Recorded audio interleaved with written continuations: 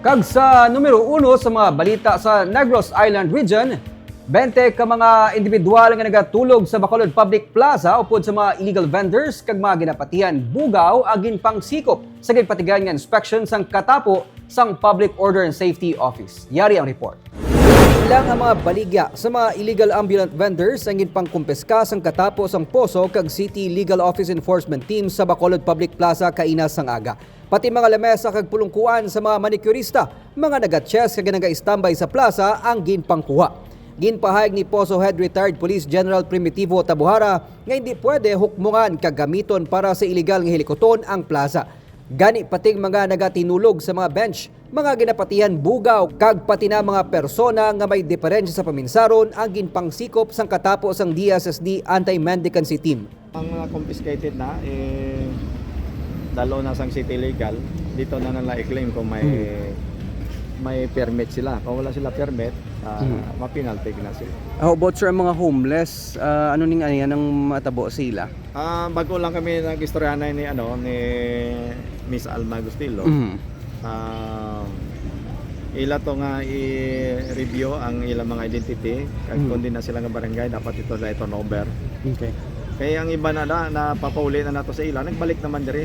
Nagreklamo naman ang pila ka mga vendors bangod wala sila gihapon gintagaan sang oportunidad nga legal nga makanegosyo sa lugar bisan malawig na sila nga nagabaligya diri.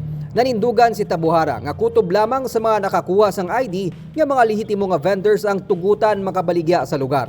Hindi kuno ma-intra kami sa asosasyon, hindi man magpa-intra ang asosasyon munang sa problema. amon.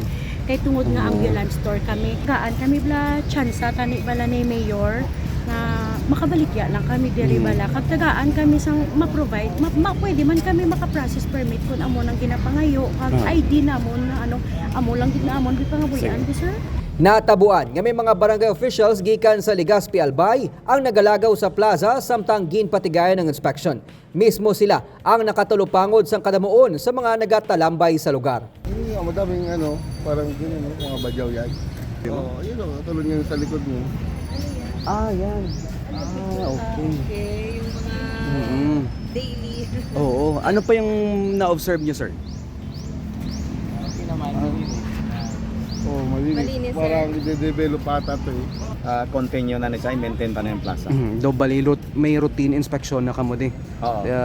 Daily or anong nyo? Weekly? Yes, especially nagsugod ta subong, so we have to maintain that daily para wala na sa may magsinabad up to the time nga madisiplina ang mga tao diri nga hindi lugar para sa mga illegal nga mga baligya.